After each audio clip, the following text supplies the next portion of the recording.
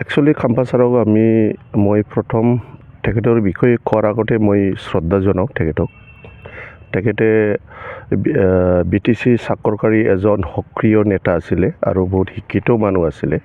কিন্তু মই এইটোৱে ক'ব বিচাৰিছোঁ, মোৰ এক্সপিৰিয়েঞ্চ, মোৰ অভিজ্ঞতা তৰফৰ পৰা, তেখেতে এটা গাছ গাড়িছিলে, গছ পুলি ৰুইছিলে তেখেতে, কিবা এটা মই ফল পাম বুলি। এই গছটো তেখেতে ভালেই ৰুইছিলে। 17 বছৰ তেখেতে ডেপুটি চিফ বা কিবা এটা সক্ৰিয় আমাৰ BPF দলৰ নেতা হৈ পেলাই ফলটো খাইছিলে।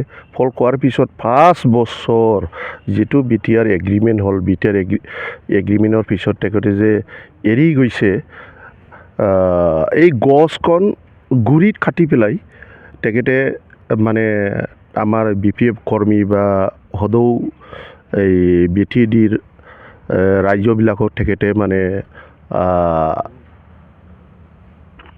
বিতৰণ কৰিছে বুলি মই অনুভৱ কৰোঁ। সেইকাৰণে মই তেখেতৰ ওপৰত এটা BPF কৰ্মী হিচাপে বহুত দুখিত, আৰু সেইখিনি কথা মই ক'ব বিচাৰিছোঁ যে তেখেতে এটা কথা মোৰ মনত আহি থাকে যে তেখেতে ইমান শিক্ষিত মানুহ, সক্ৰিয়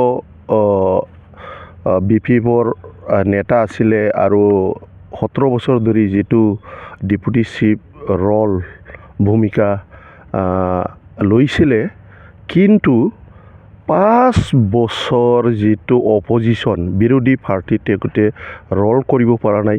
এইটো সাংঘাতিকভাৱে মোৰ মনৰ পৰা সন্দেহ। কিয় 5 বছৰ পিছত আপুনি ক'ত দলত গয়াৰাম হৈ অহা যোৱা হয়, এইটো কৰিলে ভাল আছিলে। কিন্তু 5 বছৰ নহওঁতে যদি দলটো সলনি কৰে, দলটো সলনি কৰা মানে কি, আমালোকৰ তৃণমূল পৰ্যায়ৰ কৰ্মী এইবিলাকক মানে লাদ মাৰি দি গুচি যোৱাটো বহুত দুখিত পাইছোঁ।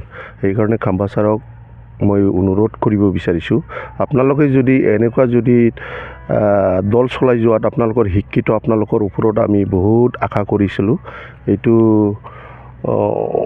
আপুনি নিশ্চয় পূৰণ কৰিব পৰা নাই, বা ৰাইজৰ দুখ আশা বা BTC বাসীৰ দুখ আশা বা BPF দলৰ দুখ আশা, এইটো আপুনি পূৰণ কৰিব পৰা নাই। আপুনি কিবা এটা স্বাৰ্থৰ কাৰণে গৈছে বুলি মই অনুভৱ কৰোঁ। নিশ্চয় মই ব্যক্তিগতভাৱে ভাবোঁ তেখেতে MP টিকেট ইলেকশ্যন পোৱাৰ আগত BPFৰ আগৰ পৰাই তেখেতে বোধহয় ক'তবা কিবা এটা লিংকত আছিল। কাৰণ 10 ফেব্ৰুৱাৰী যিটো আমাৰ হৈছিলে, আমি BTC একৰ্ড হৈছিলে, এইটো আমি বাৰ্থডে বুলি চেলিব্ৰেশ্যন কৰোঁ। তাতে আমাৰ দেৱৰগাঁৱত মাৰ্টিয়াৰ্ছ চেমেটেৰী আছে, তাতে ময়ো নিজে গৈছিলোঁ। তাত হাগ্ৰামা ছাৰৰ পৰা যিটো মই শুনিলোঁ, তেখেতে আগভাগ লোৱাটো কিছুমান কথাটো আমি আভাস পাইছোঁ। তেখেতে এপছুৰ লগত জড়িত হৈ কিছুমান এই টিকেট লোৱাৰ আগতে জড়িত আছিলে, কিন্তু আমি গম পোৱা নাছিলে। সেইটোৱে তেখেতৰ দীপেন বড়ো, প্ৰমোদ বড়োৰ লগত তেখেতে ৰাজনীতিক স্বাৰ্থ লাভালাভৰ কাৰণে নিশ্চয় আছিল বুলি মই ভাবোঁ। আচ্ছা, BPFৰ পৰা UPLত গৈছে, BPFৰ কিবা ক্ষতি হ'ব নেকি? নাই, তেনেকুৱা ক্ষতিৰ কথাই নাই। আপোনালোকে এই তৃণমূল পৰ্যায়ত যাব, আপোনালোকে মানে এনেকুৱা মানে সকলোৰ আগত ইয়াতে ধৰ্ম কিবা নিৰ্বিশেষে, জাতি জনগোষ্ঠী নিৰ্বিশেষে সকলো মানুহবিলাকে এই ক'ব যে মানে UPPL কোনো পৰ্যায় ইয়াতে ফেক্টৰ নহয়, আৰু কোনো UPPLৰ নাই ইয়াতে। UPPLত এইটোতো 100% মোৰ যিটো মানুহ চিনাকি আছে, মোৰ প্ৰফেচাৰ আছে, স্কুল মাষ্টাৰ আছে, বিশেষকৈ ৰুণিকাটা ছাইডত, দাঁতগিৰি ছাইডত মোৰ বহুত চিনাকি আছে, মোৰ ঘৰৰ মানুহ আছে। মই ফোন কৰিছোঁ, তেখেতে যোৱাৰ কাৰণে তাতে ফূৰ্তি হৈছে।